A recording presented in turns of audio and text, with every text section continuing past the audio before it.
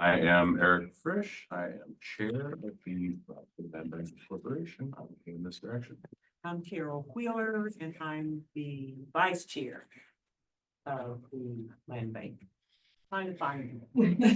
I'm there. I got that. Thank you. Okay. I'm Ryan Mitchell. I am staff to the Rochester Land Bank. Paul Scavari, Executive Director. Cindy Castillo, admin for the land bank. Ifara Valdivia, new enrollee. I guess you would say. New staff member. New staff member. Thank you. Welcome to the team. Thank you, thank you. I didn't see, oh no.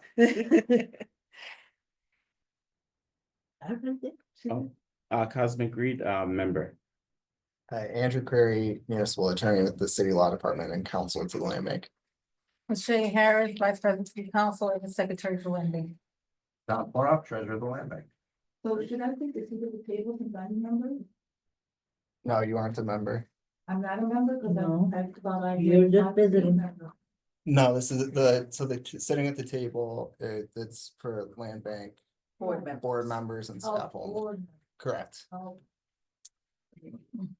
Okay, so we will proceed into our agenda. First item is the approval of our October minutes. Are there any comments, questions, or concerns? No problem. Joining us is Eric Van Dusen, also member of the Land Bank Board. Any comments, questions on the minutes? Hearing none, do we have a motion for approval? Move it. Do we have a second? Second. Moved and seconded, all in favor, please say aye. Opposed? Motion carries. Thank you very much. We'll move on to the second item of business, which are the treasurer and cash disbursement report. You, Eric. Okay, so these are in no particular order. We'll take a look at disbursements on the month first. We'll go with the largest amount first. You can see there was a payout to the city for the acquisitions of the 2024 foreclosure. That took up the bulk of the disbursements, $443,410. And it's like we'll be hearing later, details on those acquisitions and a report back from the auction. Beyond that, you can see we had appraisal services to Bruckner, Tillett, Rossi Cahill, and Midland Appraisal. So 3 invoices there. And then there were 5 invoices for property management services to both North Coast Property and Forest Energy. Also paid out to the city this month was a water bill of $72.55 for Brooklyn. Then there were 3 invoices for environmental consultant. And 1 invoice to Rochester Cornerstone Group for pre-development work. Sum total of disbursements on the month of $478,000, giving them $3.55. Moving over to the treasurer's report. Expenses, as we just talked about, from the disbursements are listed on the bottom section. Up top, you'll find the revenue. Only revenue to speak of on the month was $12,868 from New York State, and that was for LBI phase 2 dollars. Any questions? Hearing none, thank you, Mr. Treasurer. We'll proceed into the discussion items. There's no action items today. So, it's great. So, first item for discussion, as was just referenced, a report on the tax foreclosure auction. So, Land Bank was an active participant in the Land Bank in the tax foreclosure auction this year. Land Bank actually had bidders in the crowd, and we were the successful bidder on 10 properties as of the date of the auction. 2 have been removed due to bankruptcy filing. That leaves us with 8. We're evaluating those 8 properties now to ensure occupancy versus vacancy status. That kind of thing. We're also doing some exterior work. Just to see, let's just see what they look like, because some of in the past, I don't think that's the case this year, but in the past, there were properties that were substantially damaged by fire, and that's why they were in the auction. So we're kind of doing our due diligence. There were 6 others that were offered to us where the land bank was the second bidder. And the first bidder did not complete terms of the sale, so we're evaluating those as well. We should have, this just happened, this week, John's office been running around like, you know, with a hair on fire. You know, checking everything done, so we're in the process still of doing those evaluations, those exterior inspections. So we should have, something a little more concrete for you at the next meeting, so happens to be so close to the auction. And when the last thing down, we'll have a much more concrete list, for you all at the next one. But yeah, it was a pretty good day for us. I think we acquired a handful of good properties. Should be able to beat our programs, beat the city, some of the total requirements. And be able to spend down some of our other dollars as well. So the total in play for the land bank right now is how many? Well, 8 8. right now, eight with 8 that we know of, and then there's the other 6 that we're evaluating. So it could be potentially up to 14. Okay.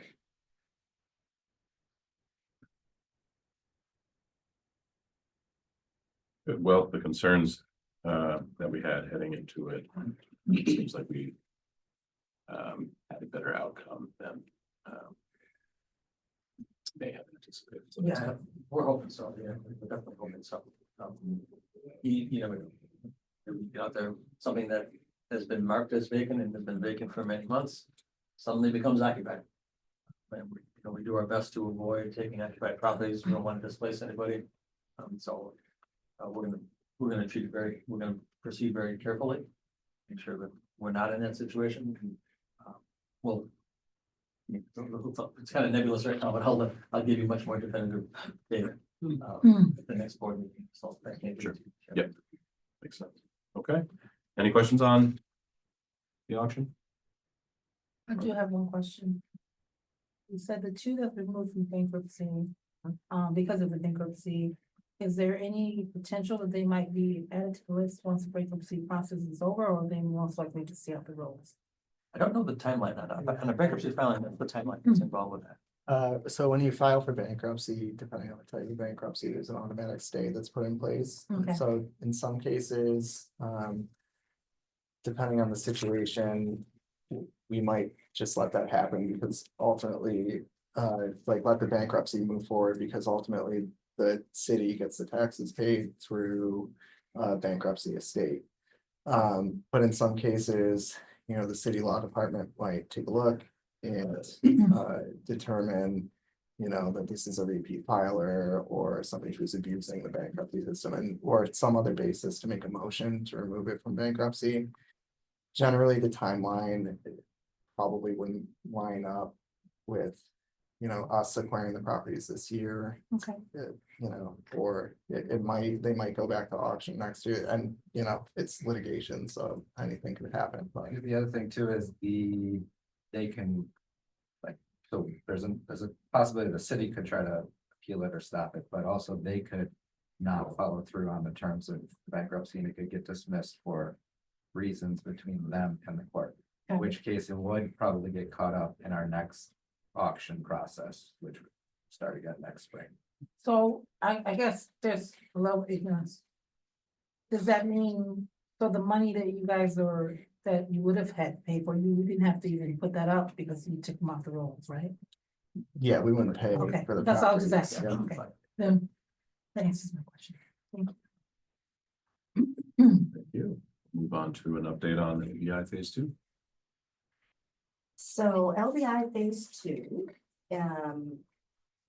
is where the money that we pay for these properties came from. And it did give us a significant bump in our grant, being our grant requirement, spending that 900,000.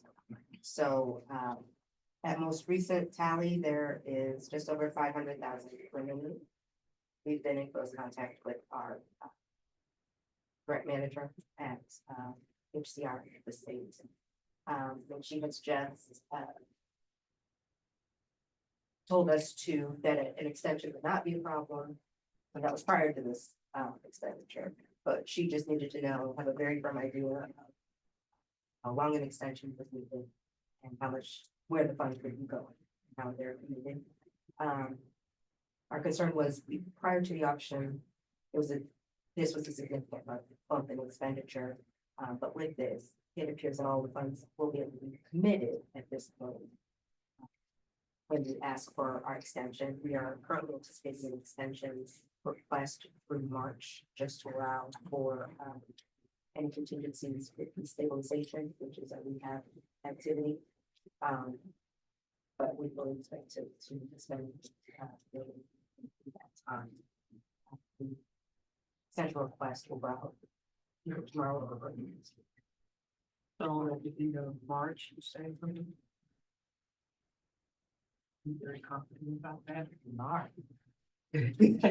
I'm a rehab anyway. It is, but it's not a complete rehab, and it's the exterior, and these are the contractors that you approve. The board approved every September, so.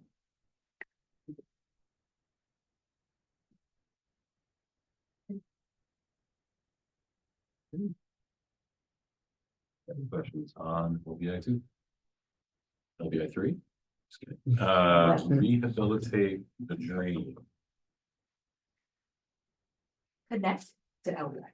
Sound So those properties that we're extending for the rehab funds are properties that will be part of our rehabilitation program, which is their sales to owner occupants who will be purchasing the property, and the land bank will be managing the rehab property.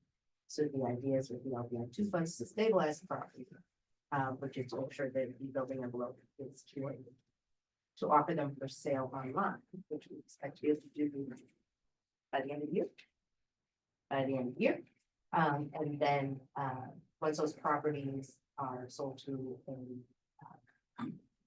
a home, they would be purchasing an acquisition rehab mortgage from CDFI, with which the land bank is partners from headquarters.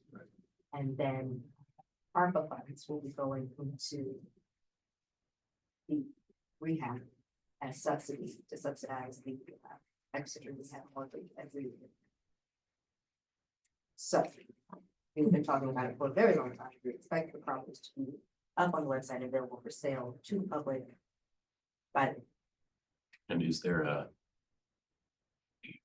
timeline for that, where they go, they make the funds that they're made available for, is that a limited duration or just? just until they sell. So the ARP funds go in first. ARPA funds go in as part of the rehab subsidy after the sale. So the LBI funds are before we sell, ARPA funds are after we sell.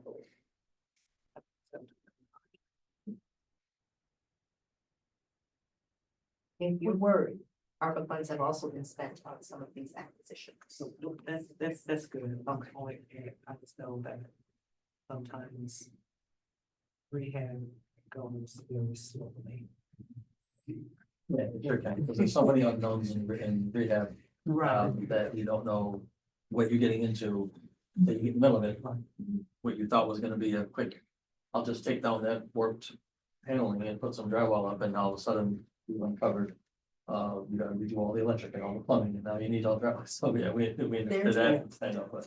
What's important about the land bank though is that we are paying in draws and we decide where the draws come from. So if they're meeting requirements and we have funds from the general draw, we can pay those use those funds that are subsidy first. Okay, and so what's the timeline for all the properties to be sold? So So- that's. Well, That's the thing. Yeah. but the thing to keep in mind is that the funds that are grant funds are ARPA funds, which can be spent through, 2026. yes. Yeah. But, okay, yeah, so like, so kind of where I was, is just having a timeline as for kind of what the plan is, this board ideally where we would want to be is having all the properties sold by, say, June of this year, June of 2025, rather. And then we have an extended period of time for everyone to get through home headquarters process, mortgage process, and us put down our ARPA funds. So, and I just know that it just takes time, that's all.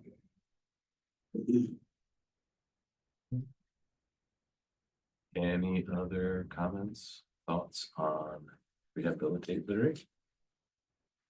If not, we move on to the fourth and final item of discussion, strategic planning steering committee update.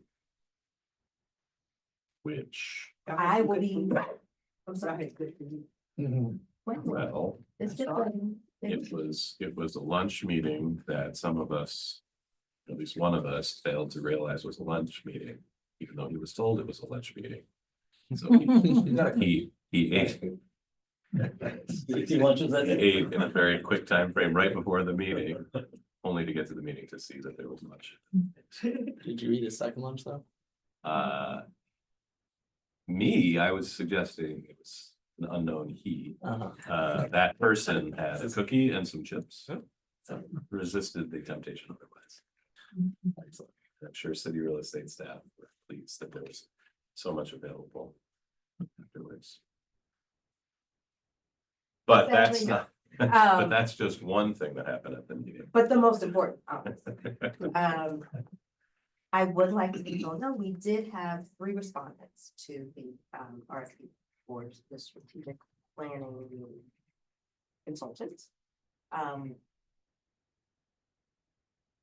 We have, they were, very valid and people who are experienced, organizations that are experienced, and that at least a member, sometimes multiple members of the staff, of the members of the steering committee were familiar with the company.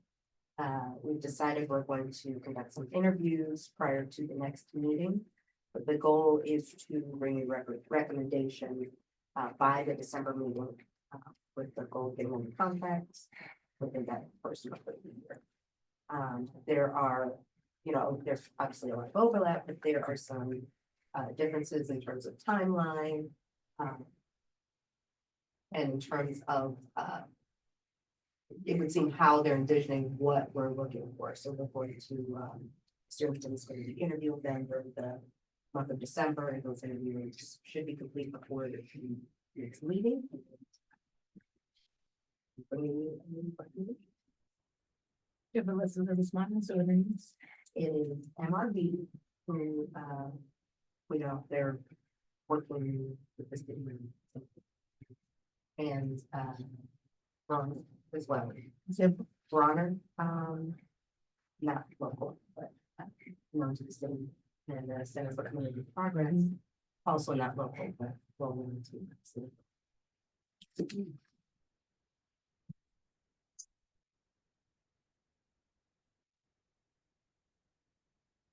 Well, MRV is in the city? Yeah, their offices are at Culver.